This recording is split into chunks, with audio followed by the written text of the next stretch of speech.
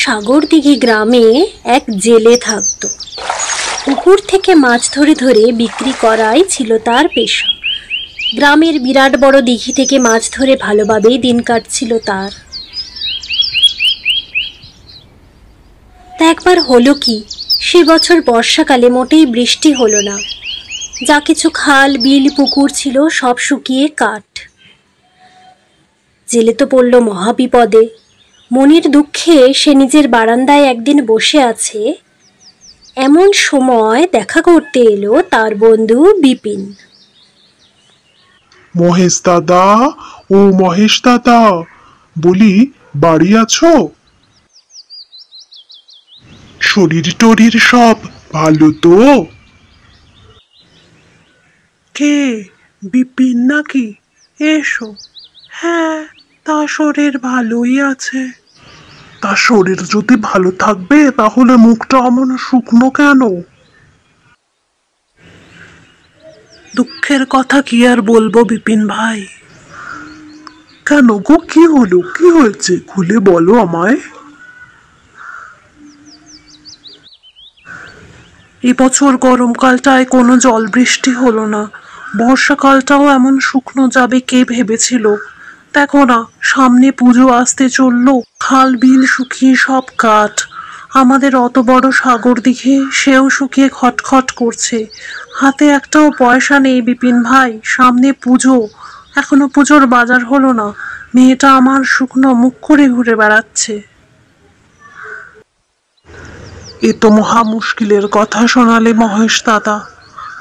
এমন করলে তোমাদের সংসার চলবে কি করে? সে কথা ভেবেই তো রাতে আমার ঘুম আসে না বিপিন, কি যে করি। আমাদের চারপাশের প্রতিটা গ্রামের একই অবস্থা মহেশ দাদা, কোথাও কোনো বৃষ্টি নেই।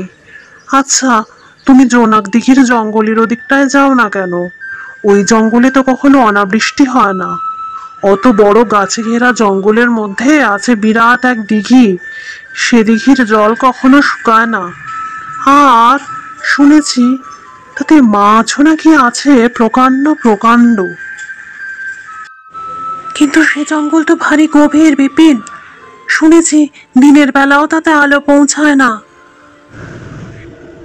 মনের ভয় কাটাও মহেশ দাদা, একবার ও জঙ্গলে গিয়ে দেখো ভাগ্যদেবতা প্রসন্ন হন কিনা।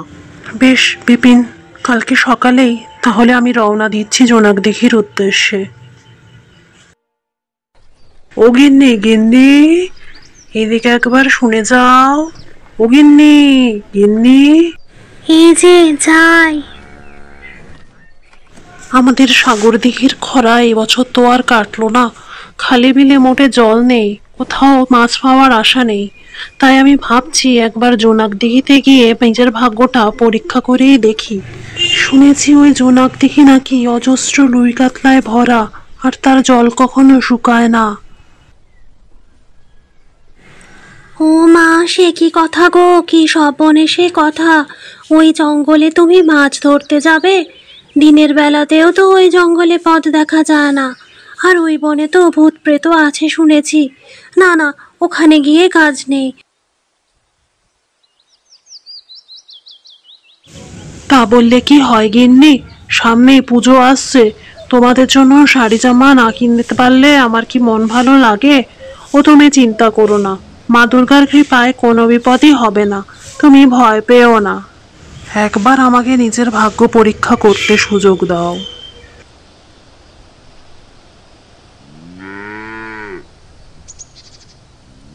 তা তা আমি আর কি বলি, খুব সাবধানে যেও জানো। আর বাড়ি ফিরতে বেশি বেলা করো না। সূর্য ডোবার আগে আমি বাড়ি ফিরে আসবো বউ, তুমি কোনো চিন্তা করো না। টোকা টোকা, টোকা টোকা।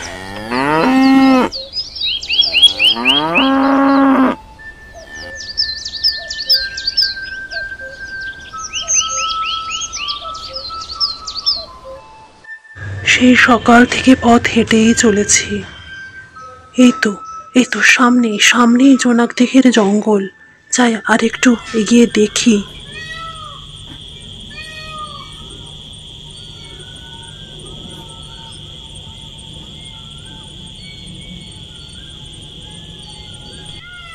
বাবা, কি বড় বড় গাছ, আর তেমনি অন্ধকার। যাই আর একটু এগিয়ে দেখি পুকুরটা ঠিক কোনখানে।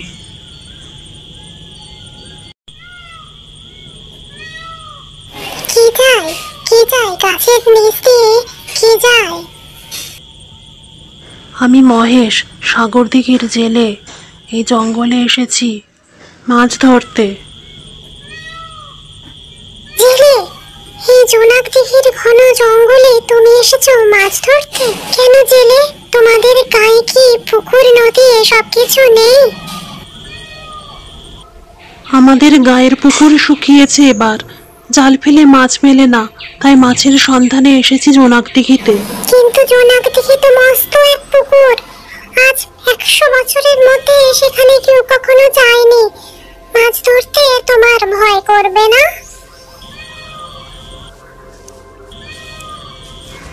মাছ না পেলে আমার সংসার চলবে না পাখি। খেতে না পাওয়ার দুঃখের থেকে বড় কিছু নেই। আমি কি করব বলো, আমি নিরুপায় হয়ে এখানে এসেছি। আচ্ছা বেশ, যাও তবে। একথা মনে রেখো, সেখানে ভয় পেলে কিন্তু চলবে না, তাহলেই তুমি হেরে গেলে। মনে রেখো, ভয় পেলে ঘাবড়ে যেও না। বুদ্ধি দিয়ে উপায় খুঁজে বের করে সেই বিপদ থেকে উদ্ধার পেতে হবে। আচ্ছা পাখি, তোমার এই উপদেশ আমি মনে রাখবো। ওই তো, আর একটু উত্তরে গেলেই জোনাক দিঘি। হালকা একটা জলের আওয়াজও কানে আসছে যেন। যাই আর একটু গিয়ে দেখি।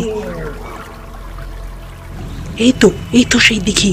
পুকুরে জলের আওয়াজ শুনে মনে হচ্ছে অনেক বড় বড় মাছ এখানে আছে। যাই ওই ওই ওই দিকটায় জাল নিয়ে গিয়ে বসি। আমার ভাগ্যটা শেষ পর্যন্ত ফিরে গেলই মনে হচ্ছে। রুই, কাতলা, পাবদা, বোয়াল, শিঙি, মাছের তো অন্ত নেই। এত মাছ পাবো কে ভেবেছিল? পুজোর আগে খুকি আর খুকির মাকে পছন্দের জামা কাপড়টা অন্তত কিনে দিতে পারবো।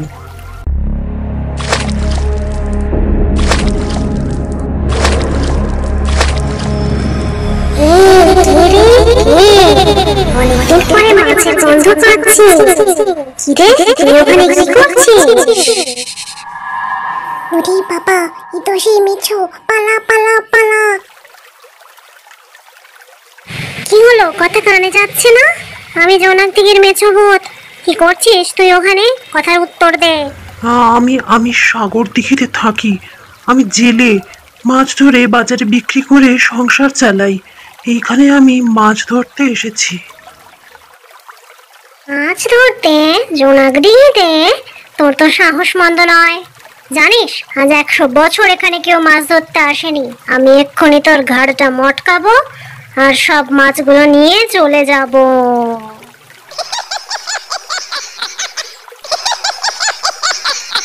না না, এমন কাজ তুমি করো না।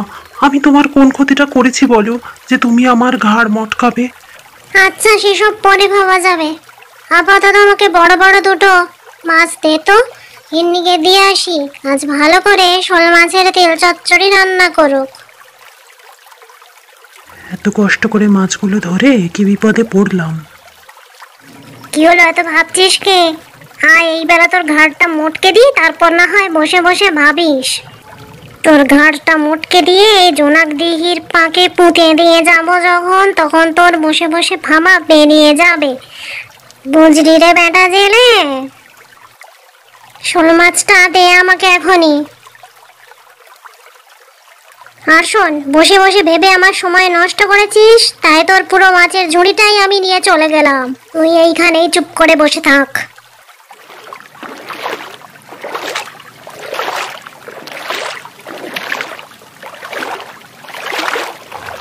সারাদিনের হাড় ভাঙা খাটুনি সব চলে গেল, তার উপরে এই ভূতের উপদ্রব। এখানেই বসে আছিস দেখছি। শোন, তোর মাছ খেয়ে সবাই খুব খুশি। আজ আমাদের ভূত পাড়ায় ভোজের আয়োজন হয়েছে। গোটা 500 মাছ দরকার। তুই কাজে লেগে পড়, সব মাছ তোলার দায়িত্ব তোর। 500 খানা মাছ? সারা সকাল জুড়ে গোটা 10 মাছ তুলেছিলাম, তাও তুমি নিয়ে গেলে। 500টা মাছ তুলতে তো বিকেল গড়িয়ে রাত হয়ে যাবে। কি বললি তুই? মাছ তুলে দিবি না? হ্যাঁ, এ কি? ওরে বাবা, ওরে বাবা, ওরে বাবা রে, এ ভূত মেরে ফেললো, এ ভূত মেরে ফেললো, আমাকে বাঁচাও বাঁচাও বাঁচাও। দোহাই তোমার, আমাকে প্রাণে মেরো না, তোমার কথা আমি শুনে চলবো। ফিরে এসে যেন দেখি সব মাছের বন্দোবস্ত হয়ে গেছে, নইলে তোর কপালে দুঃখ আছে, এই আগে থেকে বলে রাখলুম।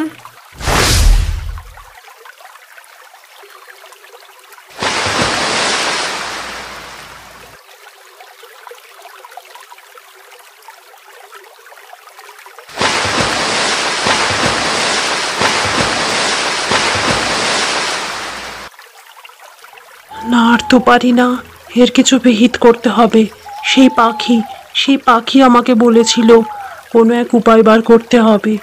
পাখি কোথায় তুমি? আমাকে বিপদ থেকে উদ্ধার করো। পাখি, পাখি, তুমি কি আমার কথা শুনতে পাচ্ছ?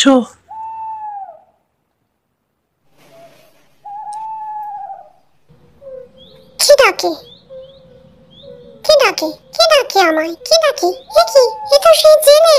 কি হয়েছে, কি হয়েছে? তুমি এমন ভাবে বসে আছো কেন?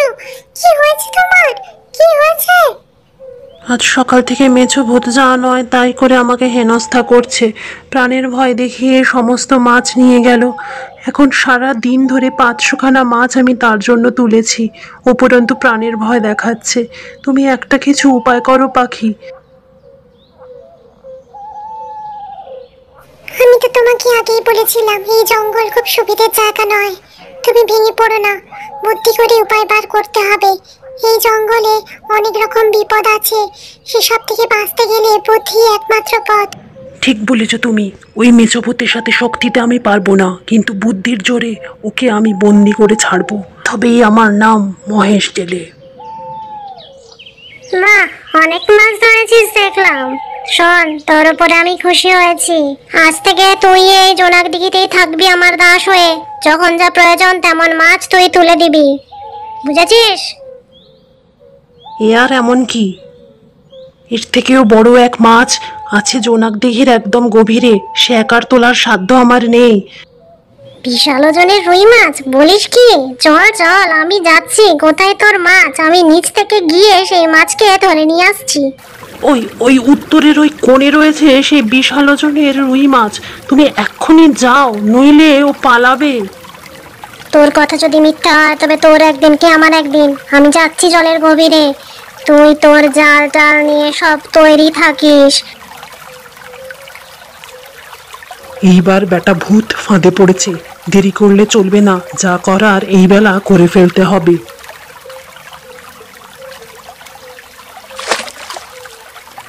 কি আমার উপর জাল ফেলছিস কেন তুই? কি আমার উপর জাল ফেলছিস কেন? তোর তো মাছ ধরার কথা ছিল। আমার মাথার উপর থেকে জালটা সরা। কি রে, আমি ডুবে যাচ্ছি যে। আরে আমি পুকুরের তলায় চলে যাচ্ছি, তোর এই জালটা সরা আমার মাথার উপর থেকে। কি রে এই জেলে, তুই শুনতে পাচ্ছিস না? আমি তোকে আর কোনো হেনস্থা করব না, কথা দিলাম, কথা দিলাম। তুই আমাকে উদ্ধার কর, তোর সব মাছ তুই বাড়ি নিয়ে যা, আমাকে এখান থেকে বাঁচা।